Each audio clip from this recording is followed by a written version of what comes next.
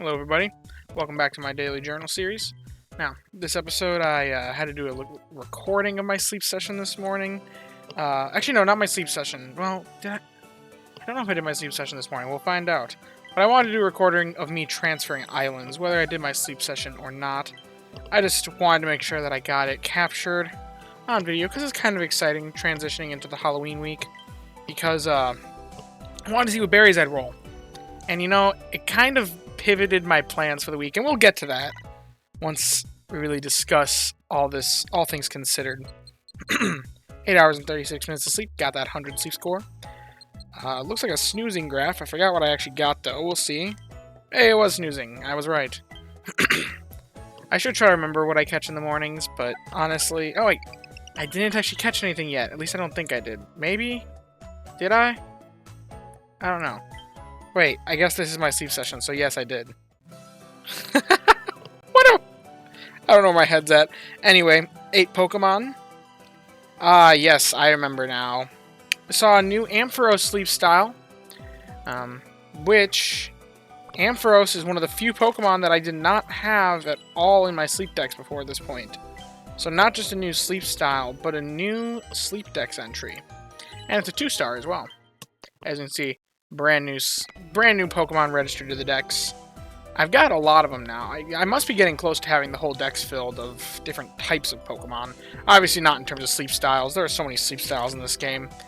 I don't think we'll ever see someone with all sleep styles gathered. But, yep, also saw the Ditto, which was Pikachu sleep. I thought it was just a Pikachu, and I didn't actually notice it until way later. But yeah. I wasn't interested in the Ditto anyway. Jolteon was hungry. I thought about feeding the Jolteon, but I knew I had a Dedenne over here that was 2 pips away, and I don't have the biscuits to afford to feed it regular biscuits right now, and I don't really need a Jolteon that badly, so I fed the bonus biscuit to the Dedenne, which means I kind of wasted 2 regular Poke Biscuits way back when I fed them, because it could have been 4 here, and it would have been the same outcome, so oh well. Ditto. I almost sent the Ditto candy, but then I caught myself. I was like, wait, what am I doing? Ditto candy's not bad, but I know that Dedenne is more up there in terms of people's preferences. Dedenne's pretty high up there in the meta. So, especially for people who are focusing on ingredient strategies. That's not necessarily myself, but 16,000 Dream Shards. I need every bit of Dream Shards I can get. I just dropped so many on my Quackable the other day. Modest nature to Dedenne.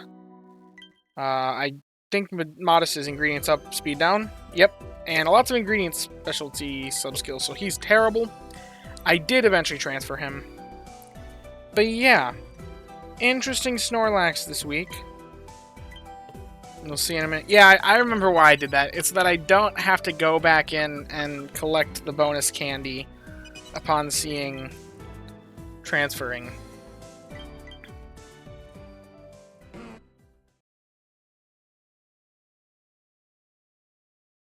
Week 67. Hey, we're getting pretty close to quite the number. Weekly summary. Obviously, it was weaker than the weeks before. I went hard the 2 weeks prior to, and then last week, I really only tried to prep for Halloween with the leaks. So, going back to Greengrass, I have kind of stunted myself a little bit by not having that 65% island bonus like a lot of players do right now that went to Greengrass to prep for Halloween.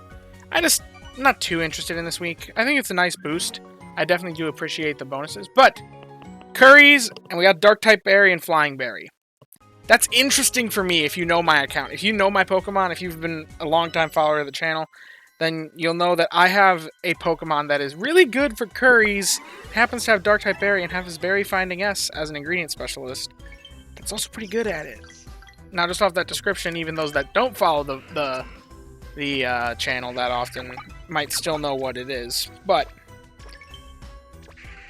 I just collected the berries. I think did I feed it a meal in the video? I don't think I did, so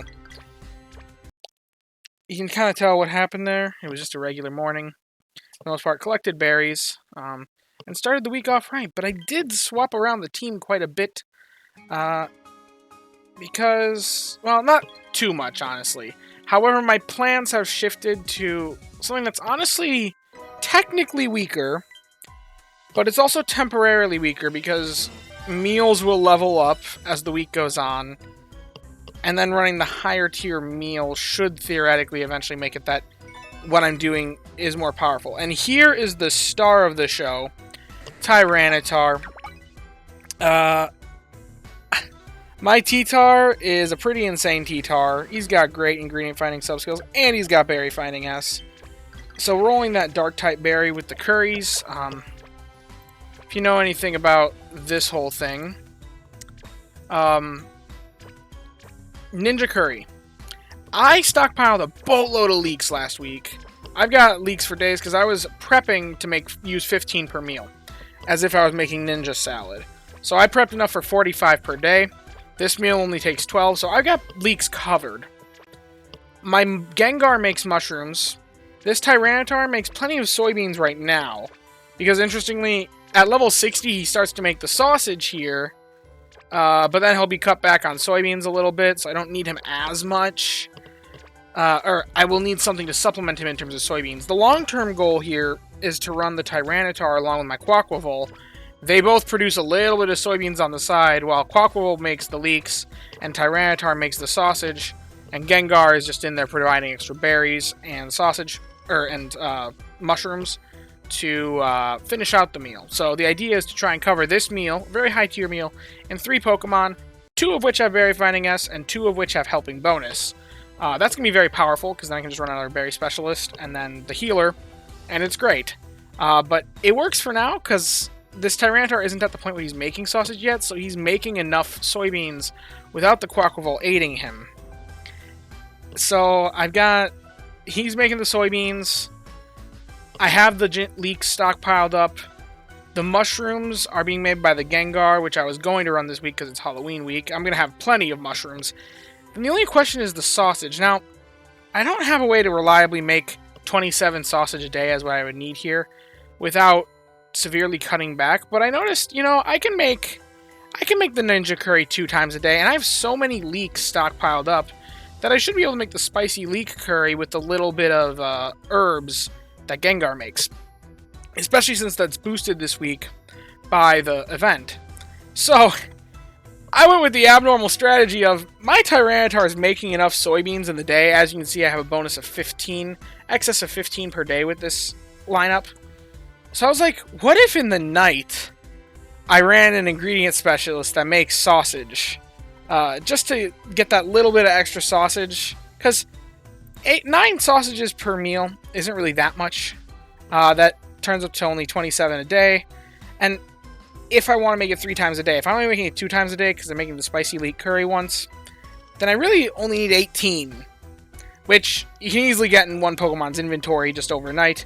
And I was like, if I run my Charizard, who has 2 tiers of Ingredient Finding M, or 1 tier of Ingredient Finding S, 1 tier of Ingredient Finding M, and the double sausage, I bet I can cover that.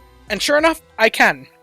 So, I've got this meal lined up with the ingredients that I stockpiled, and the ingredients in the Charizard at night and the Tyranitar in the day, that I can make these meals long enough. Now, if you look at the number down in the corner here, it is weaker than I initially had planned for this week. But, like I said, a part of that is the meal that I was intending to run if I got curries was the... Oh, whoops, that's salads. It was the Spore Mushroom Curry, which, if you look on here, is, significantly weaker than the Ninja Curry. It's a 4,162 value meal versus 9,445. More than double the value in the Ninja Curry, and it's using more than double the ingredients, which makes sense. But that means I get more meal bonus as the week goes on, and that meal levels up from what I'm doing this week. So, and same with the Spicy Leek Curry, even the mid-tier one that I'm doing once per day. That's only 5,900. So I just need to make sure that I'm really being careful to not overspend on the ginger or the herbs so that I can make this Spicy Leek Curry consistently, as well as the Ninja Curry in the off time. That's another nice thing about the Tyranitar. The Tyranitar is producing ginger as well. And so is the Raichu. Actually, no, the Raichu I'm running this week does not produce ginger. He produces apples. But I believe the Banette does as well. So, we just got plenty of coverage. It's like it's lined up for me to make this Ninja Curry and Spicy Elite Curry. And I decided, seize the opportunity while I have it. It may be weaker this week. Even if it ends up in total week loss, I feel like leveling up those meals is a really good idea, especially since I have the future combo of the Quaquaval, Tyranitar, and Gengar in the future. I want to keep those options open, so I'm happy to do that. Now, so yeah, that's the team I'm running. So I swapped around my day team, night team strats from what I initially intended to instead be day team this. And of course, I put the Tyranitar as the team leader because he's one of my favorite Pokemon of all time. I love Tyranitar. I think he's so menacing, so cool. He's based around Godzilla. What can you ask for more in a Pokemon? And then night team, I put the Charizard in to get me that little bit of sausage that I'll need. So, yeah. I'm pretty proud of this team arrangement. And it gives me an opportunity to level those meals, so. I did throw out the Dedenne that I caught this morning. Because it's not that great of a Dedenne, and I have a better one, so. But running my Giga Raichu, my Gigachu, as it's nicknamed. But obviously got those Ghost Berries running. With the last night running the Banette, just to stockpile some extra berries, I was able to level up the Banette to level 34. However, man, it looks like the Gardevoir is kind of going weak today. Most of the team's kind of below where I want them to be, which is unfortunate. An unfortunate start to the week. I could spend energy pillows, but I'm not really that interested in doing so. But let's hope. Do I have enough? Do I have enough soybeans to make this lunch? If not, I may have to do something else for lunch. But if not, I can make the Spicy Elite Curry, my backup meal. But nope, I can in fact make the Ninja Curry. So, I did save 5 Slowpoke tails for this. The corn is always a good one to spend. Same with the oil, because it's not used in any of the meals that I prepped. And same with all of these apples. Now, that filled the entire pot. So, I'm going to start cooking. I'm not running a good camp ticket this week. I think it's a cool event. But really, the only thing that I'm interested in hunting in it is Mimikyu. And I don't even... If it shows up hungry, I don't even know if I'd have the biscuits to give it. So, that's why I'm like, eh. And honestly, I've run some of the numbers on Mimikyu after they've gotten its skill proc rate out and the value of its skill out. And it's no Drifloon. It's not a trap option that I think people are overhyping just because it's new. I think there is some value in it, but I think for my account in particular, I don't really need it. And I'll touch on that a little bit more when I do a Mimikyu announcement video. I probably will be uploading that later today, because it's kind of new news what Mimikyu's skill trigger rate is. Is it good or not? So I'll be covering that later today. Keep an eye out for that. But yeah, I'll talk more about why I'm not personally interested in it, but I can see why people are interested in it from certain viewpoints. Ooh, another Mimikyu incense. We got one for free from the one thing. Also, I've used 82 candies.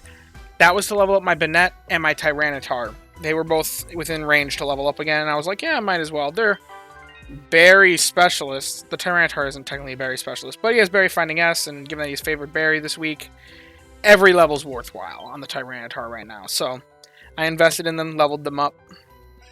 And as you can see, we are powering up Snorlax, already to Master 2. Things are going well on the main account. Let's see what my friend's going to give me for candy. Lots of stuff. Aaron candy. Oh, they must have... It's Monday morning. That was Sunday nights. I was like, what? Who's on OGPP during Halloween? But nobody is. Or they could have used an incense, because some of the incenses still work. But, oh well. Anyway, if you enjoyed the strategy talk for rolling that dark berry, I find this interesting, because I basically entirely pivoted my plan for the week if I rolled curries, and it's working out. So I think what's happened here is very interesting. I love the music. I'm glad they brought this Lavender Town music back. It's the same one as they used last year, and it's just a very well written one for Halloween. And oh, look at that, another mission completed. More handy candies to save for the Quackable. I will get that stupid duck to level 60 if it's the last thing I do. Okay, I hope you have enjoyed. If you have, leave a like and subscribe. Thanks for watching. See you next time.